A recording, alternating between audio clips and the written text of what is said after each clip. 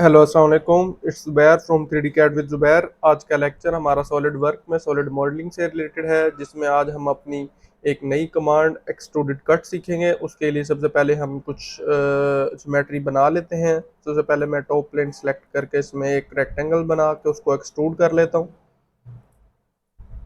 Suppose हमने ये एक रेक्टेंगल बना ली है, देन उसको एक्सट्रूड कर लेते हैं। Suppose 20 mm। और सपोज मैं इसमें एक एज से जो है वो एक होल कट करना चाह रहा हूँ। सपोज होल को मैं दे देता हूँ डायमीटर 30 mm। और अब इसको फुली डिफाइन करने के लिए इधर से मैं दे देता हूँ 50 mm, और इस कॉर्नर से भी 50 mm।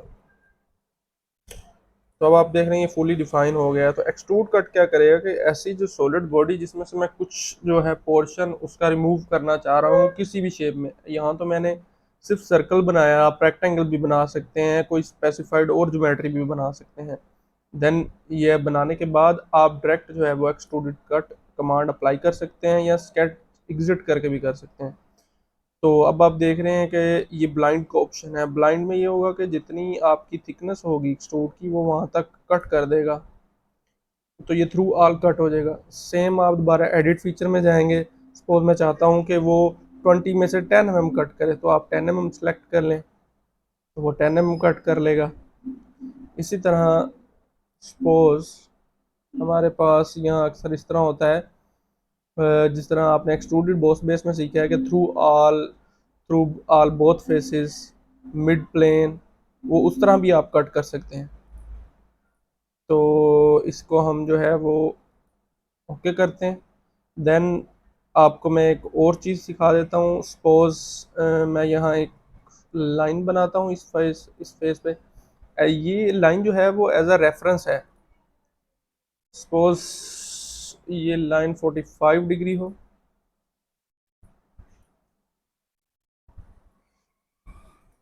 ये लाइन अब मैंने एक रेफरेंस के लिए लगाई है ताकि जो मेरी एक्सट्रूजन कट होनी है, सपोज मैं एक रेक्टेंगल बना लेता हूँ इधर,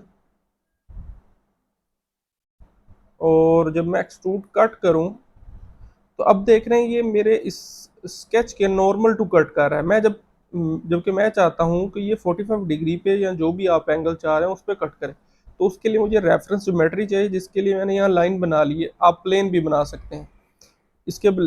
इसको एग्जीक्यूट करने के बाद मैं आपको एक प्लेन की एग्जांपल भी बता दूंगा। तो सपोज यहाँ मैं इस वाले पोर्शन में यहाँ ये डायरेक्शन सेलेक्ट कर लेता हूँ। तो अब देख रहे हैं आप मेरे कट की जो डायरेक्शन है वो 45 mm है। इसी तरह आप इसकी डायरेक्शन फ्लिप भी कर सकते हैं, और यहाँ से आप इसकी डायरेक्शन चेंज भी कर सकते हैं। तो सपोज इसको हम थ्रू ऑल ही करते हैं और ओके कर देते हैं। तो अब आप देख रहे हैं कि जो मेरा कट हुआ है वो 45 डिग्री पे हुआ है। इसी तरह अब आपने लाइन से रेफरेंस ले लिया, तो अब आपने प्लेन बनाना है 45 पे। आप एक प्लेन बना लें। सपोज मैं इस सरफेस के अलोंग एक 45 mm का प्लेन बनाना चाह रहा हूँ। देन मैं दूंगा उसको एक रेफरेंस, सपोज इस एज के अलोंग। अब एक 45 डिग्री पे मेरा एक प्लेन बन गया है।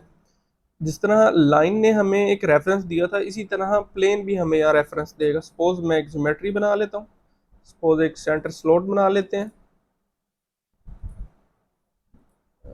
यहाँ अब हम एक सेंटर स्लॉट बना लेते हैं और एग्जिट कर देते हैं और एक्सट्रूडेड कट। तो अभी देख रहे हैं आप ये नॉर्मल टू कर रहे हैं। आपने दोबारा रेफरेंस लेना है तो आप प्लेन सेलेक्ट कर सकते हैं। तो अब आप देख रहे हैं कि ये 45 डिग्री पे अब उसको कट करेगा। अभी ये इसने थ्रू ऑल नहीं किया। आप थ्रू ऑल यहाँ से सिलेक्ट कर सकते हैं, एडिट फीचर में जाएं दोबारा और यहाँ से थ्रू ऑल। तो अब आप देख रहे हैं कि ये 45 डिग्री पे कट हुआ है। तो इस तरह आप जो है ना वो एक सर्टेन एंगल पे भी कट कर सकते हैं रेफरेंस लेकर, चाहे line reference as a reference ले लें या प्लेन एज अ रेफरेंस ले लें। आज के लिए इतना ही, मिलते हैं आपसे नेक्स्ट वीडियो में। Thank you.